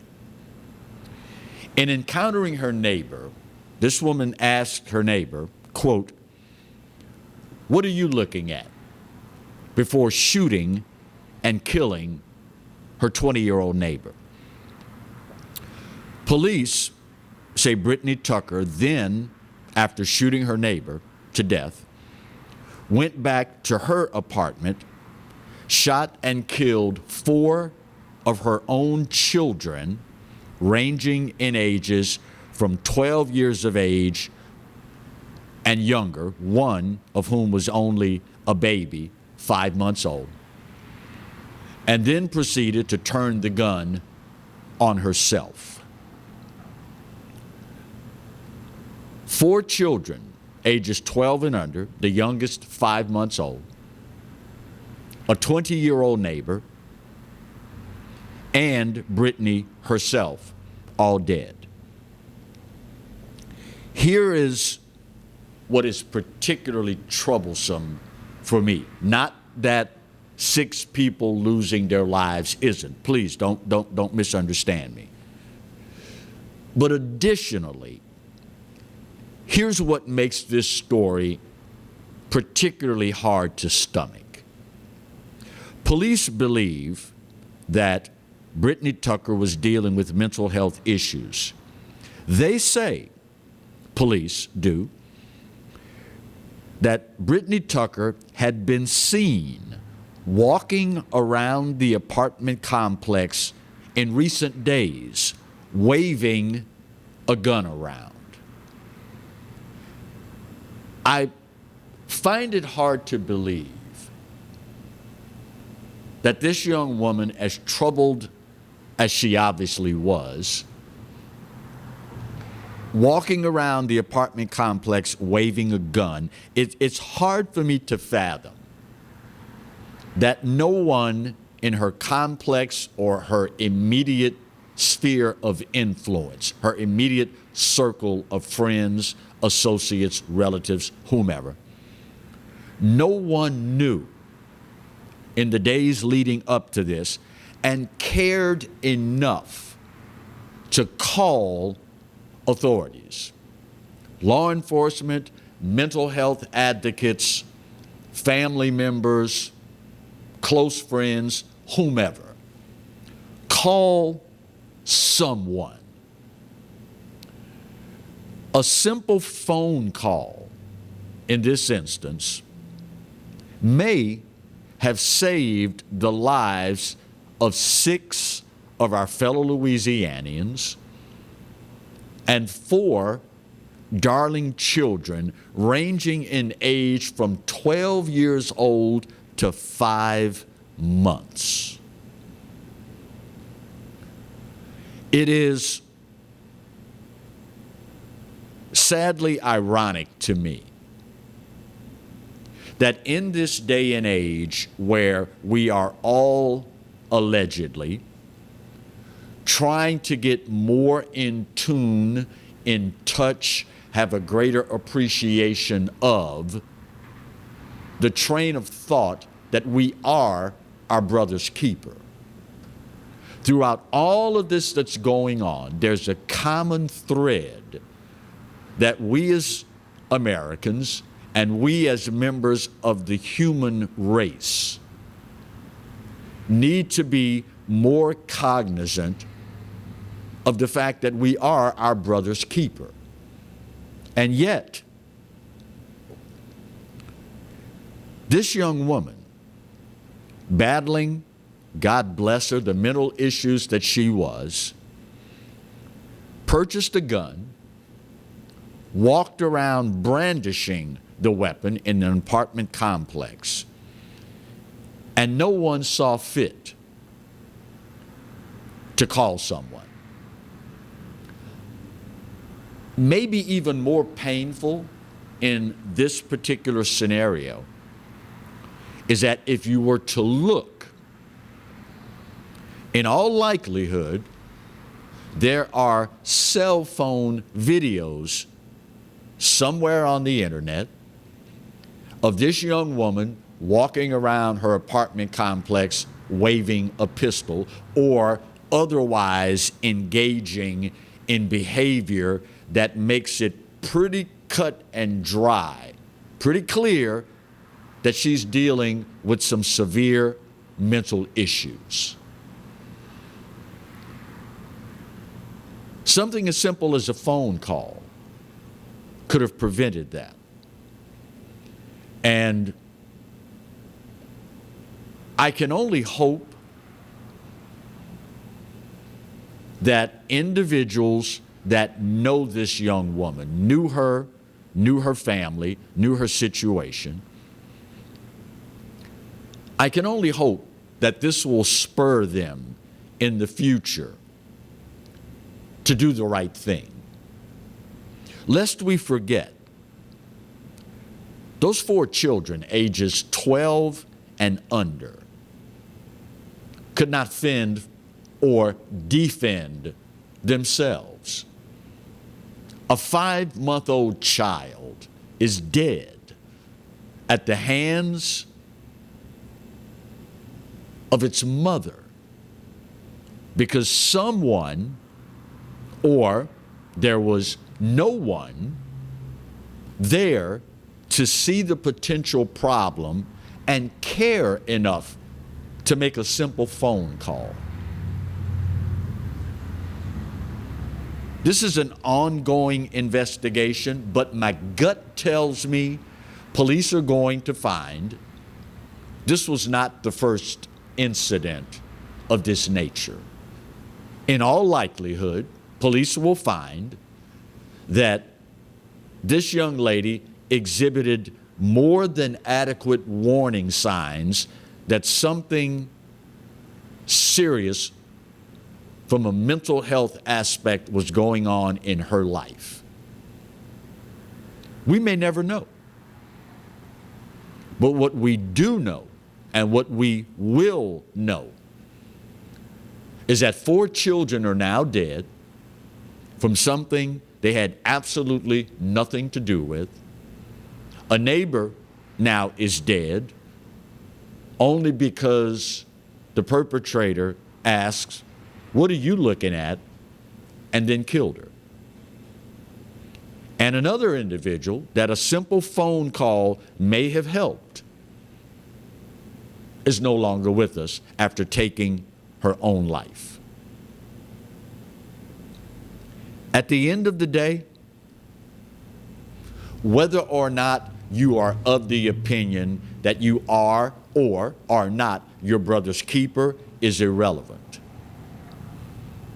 Because the randomness of this world and the things that happen will affect you one way or another. The only question is, will you decide, or will we as a society decide, that when faced with opportunities to make a difference, do we step up to the plate? Do we expect someone else to do it? Do we take out our cell phone and video it instead of calling for help? I have no idea how many cell phone calls are made in America every single day. I don't know. Can't begin to fathom a guess. But it pains me that of all the hundreds of millions of phone calls made on cell phones every day in this country, one wasn't made that could have saved 6 lives and the lives of 4 children. That, my friends, is a wake-up call. Final break of today's show. We get that done, we come back, we put a big old bow on this puppy and wrap it all up. Right where you've got it, here on the Pelican. Stay close.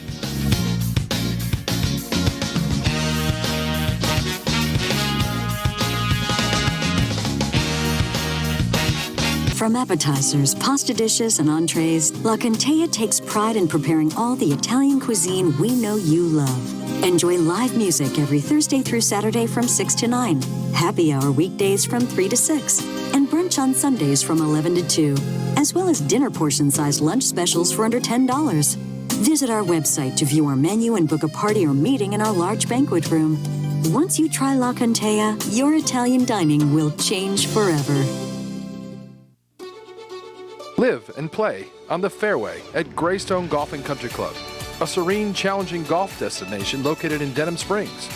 For tee times and membership opportunities, go to GreystoneCountryClub.com.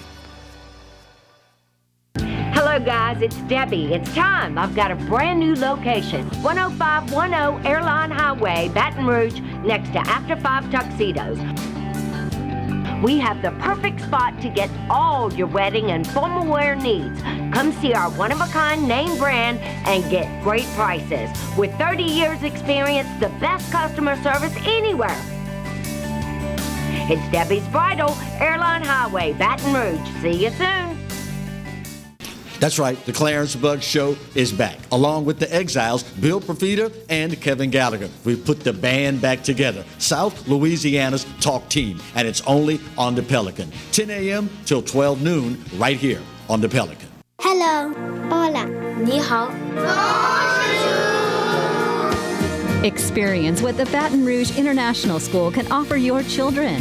Now welcoming displaced students for short and long-term stability. Hi, I'm Bobby Yarborough with Mandafine Meats. Here at Manda, we know what the folks of South Louisiana love. They love great flavored smoked sausage, delicious deli meats, and specialty items like boudin and andouille sausage. Mandafine Meats has been providing these products since 1947. We produce them right here in Baton Rouge, so you know you're always getting the freshest product at your local grocery store. Mandafine Meats. Taste the fresh local flavor in everything we make. Make it Manda every time.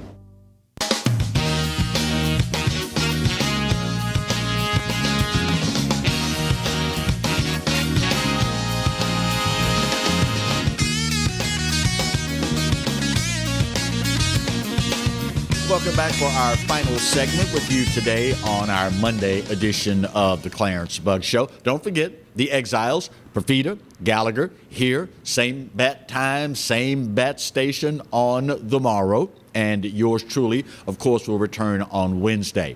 Hopefully, you are also starting to get in your mind now the date, July 15th. There will be some changes to our cable lineup as far as the number channel you're able to pick us up on. And we'll be running commercials and giving you reminders between now and July 15th so that come the 15th, you won't be searching in vain trying to find a Pelican and or your favorite outdoors or talk show. So we'll continue to remind you between now and then. Speaking of reminders, Louisiana Governor John Bel Edwards this past Friday signed into law legislation that changes the rules regarding carrying of weapons in houses of worship. You probably know that the previous law dictated that concealed handgun permit holders could only bring guns into a church, a synagogue, a mosque, or any other place of worship after church officials had informed the rest of the congregation. The legislation signed by Governor John Bel Edwards this past Friday repeals the condition, does away, changes the condition that the congregation must be informed. It also did this piece of legislation signed into law by Governor John Bel Edwards also removes some of the yearly training requirement for permit holders. So, long story short, you no longer have by law to be informed that some folks in the congregation may be concealed carrying. It is, for me, as a conservative and a constitutionalist, a victory for the Constitution. Obviously, everybody's not going to see it that way. That's okay. We're all Americans. We're all entitled to our opinion. But want you to be aware of the change in the law so that it does not catch you off guard. Speaking of new laws, there is another one signed into law recently by Governor John Bel Edwards. This one makes it a lot easier for you to get alcohol delivered to your home through the likes of third parties like Uber and Waiter. The bill was approved and signed by Governor John Bel Edwards so that you now will have less problems getting your favorite adult libation delivered to you at home when you place an order with Uber, Waiter, what have you, whatever your favorite delivery service is. It expands a previous law allowing grocery stores, restaurants, and liquor stores to deliver beverages if they did so by using their own employees. It's now been expanded. The bill, by the way, and the passage thereof was led by Republican from Franklin, Louisiana, Senator Brett Allain. It was approved in the regular session that ended June 1st. With the governor's signature, it now goes into effect immediately.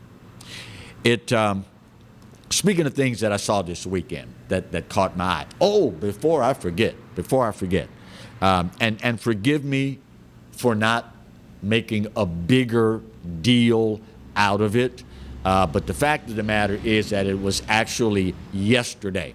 Don't know how many of you are aware, but birthday greetings are in order for the members of our very own United States Army.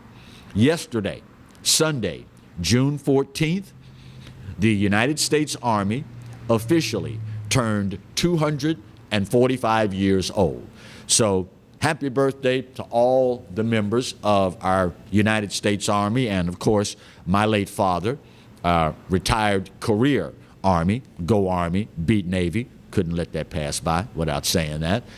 So huge congratulations to the members of that illustrious branch of our armed forces. And here's hoping that you will have many, many, many, many more of those before all is said and done.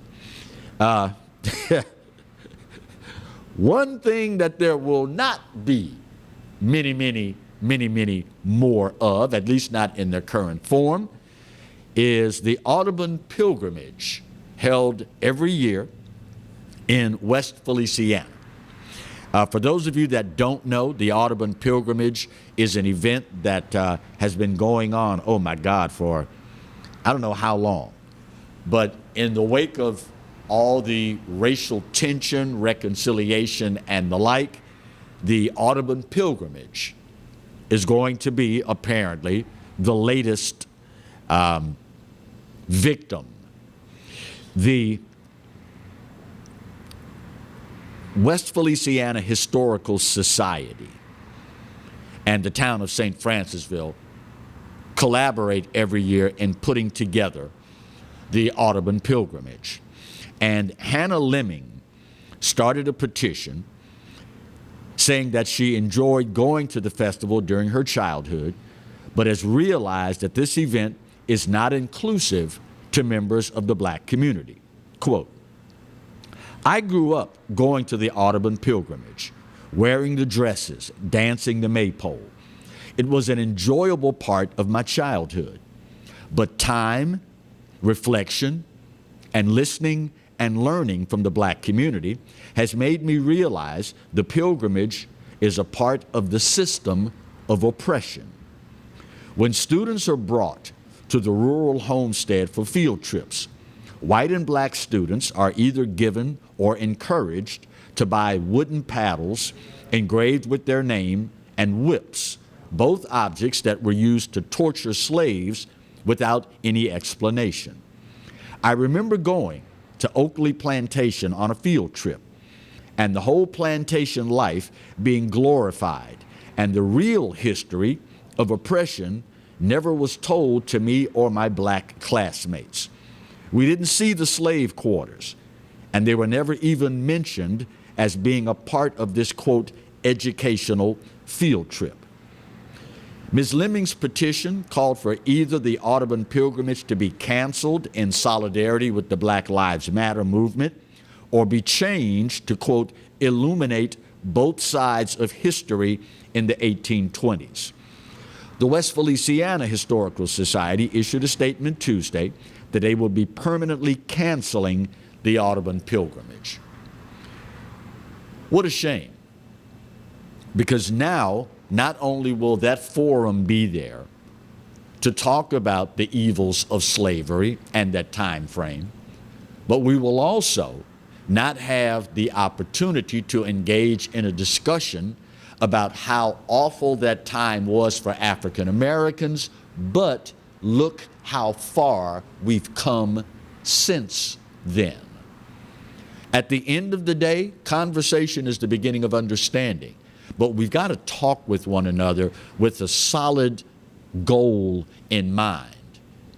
And my friends, I implore you, there is validity to the statement, those who forget the past are doomed to repeat it.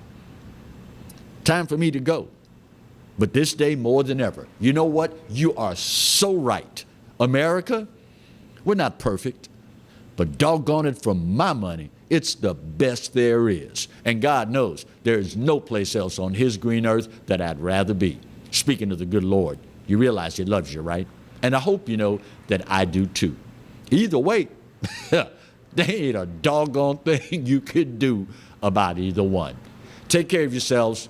Let's take care of each other. Perfita Gallagher tomorrow, yours truly Wednesday. God bless.